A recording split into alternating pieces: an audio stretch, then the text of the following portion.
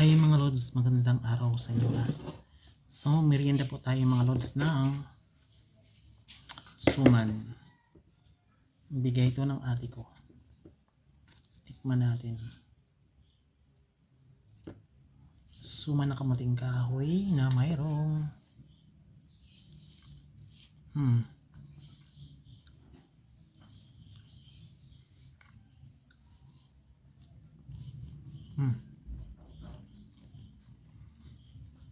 kamating kahoy na suman na mayroong palaman na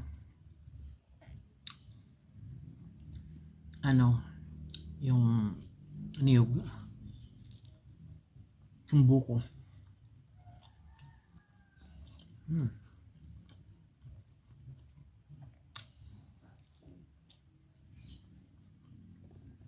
Thank you for watching mga lods. Bye.